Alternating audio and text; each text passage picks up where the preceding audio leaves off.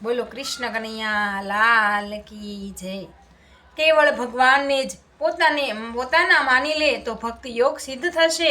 તેવી જ રીતે કર્મયોગ અપરા પ્રકૃતિને કાર્ય શરીરને અપરા સંસારની જ સેવામાં લગાડી દે તો પોતે સ્વયં આપમેળે અલગ થઈ જશે। અને જ્ઞાની યોગ પોતે પોતાની અપરાથી અલગ કરી લે છે।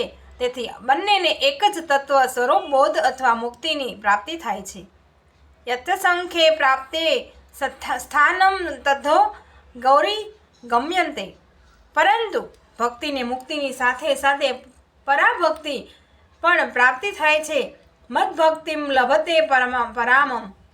એટલા માટે ભગવાને કર્મયોગ અને જ્ઞાનયોગ લૌકિક નિષ્ઠા કહી છે, પરંતુ ભક્તિ યોગ અલૌકિક નિષ્ઠા છે। અલૌકિકતાની અંતર્ગતે લૌકિક પણ આવી જાય છે। કેમ કે લૌકિક પરા અને અપરા પ્રકૃતિ પરમાત્માની છે। એટલા માટે લૌકિક દ્રષ્ટિથી જોઈએ તો લૌકિક અલગ છે અને અવલૌકિક અલગ છે, પરંતુ અવલૌકિક દ્રષ્ટિથી જોઈએ તો સર્વ કંઈ અવલૌકિક છે, લૌકિક છે નહીં। વસુદેવ સર્વમ। અવલૌકિકમાં લૌકિકનો જન્મ જ નથી થયો, ત્યાં શરીર સંસાર પણ અવલૌકિક છે। સચ્ચાહમ કર્મયોગમાં અકર્મ મુખ્ય છે। કર્મણ્યે કર્મ યહ યશો કર્માણી ચ કર્મયઃ।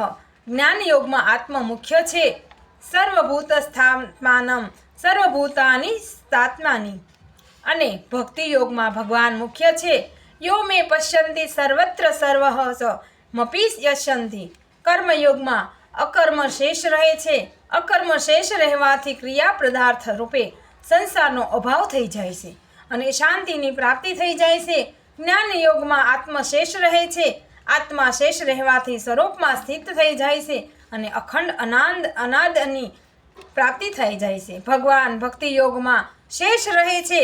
ભગવાન શેષ રહેવાથી પ્રતિક્ષણ વર્ધમાન પ્રેમ અનંત આનંદની પ્રાપ્તિ થઈ જશે। દરેક મનુષ્યના અનુભવોમાં બે વસ્તુઓ આવે છે, એક શરીર અને એક સ્વયં શરીરી। શરીર સંસારનો અંશ છે અને સ્વયં પરમાત્માનો અંશ છે। શરીરની સંસાર સાથે અને સ્વયંની પરમાત્મા સાથે સજાતીયતા અર્થાત ધર્મતા। કૃષ્ણ કનૈયા લાલ કી જય।